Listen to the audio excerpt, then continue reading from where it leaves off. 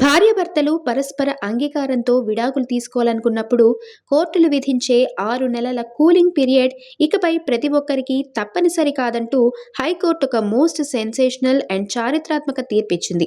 ప్రకాశం జిల్లా ఒంగోలుకు చెందిన ఒక దంపతుల కేసును విచారిస్తూ జస్టిస్ నిమ్మగడ్డ వెంకటేశ్వర్లు ఈ కీలక ఆదేశాలు జారీ చేశారు.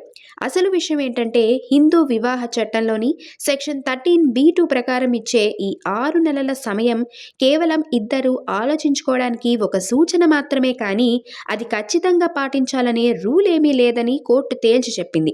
దంపతులు ఆల్రెడీ చాలా కాలంగా విడిగా ఉంటూ ఆస్తి పంపిణీ, పిల్లల సంరక్షణ, భరణం లాంటి సమస్యలన్నింటినీ ఒక ఒప్పందానికి వచ్చి పరిష్కరించుకున్నప్పుడు మళ్ళీ బలవంతంగా 6 నెలల గడువు పెట్టడం వల్ల వాళ్ళ మానసిక వేదన మరింత పెరుగుతుందే తప్ప ఎలాంటి ప్రయోజనం ఉండదు. రాజీ పడే అవకాశం అస్సలు లేనప్పుడు ఈ కూలింగ్ పీరియడ్ను మినహాయించే పూర్తి విచక్షణాధికారం కోర్టులకు ఉంటుందని స్పష్టం చేస్తూ ఒంగోలు ఫ్యామిలీ కోర్టు ఇచ్చిన పాత ఆర్డర్ను హైకోర్టు రద్దు చేసింది. సామాన్య ప్రజలకు న్యాయ వ్యవస్థపై నమ్మకాన్ని పెంచే ఈ క్రేజీ లీగల్ అప్డేట్ వీడియోను ఇప్పుడే లైక్ చేసి వెంటనే అందరికీ షేర్ చేయండి.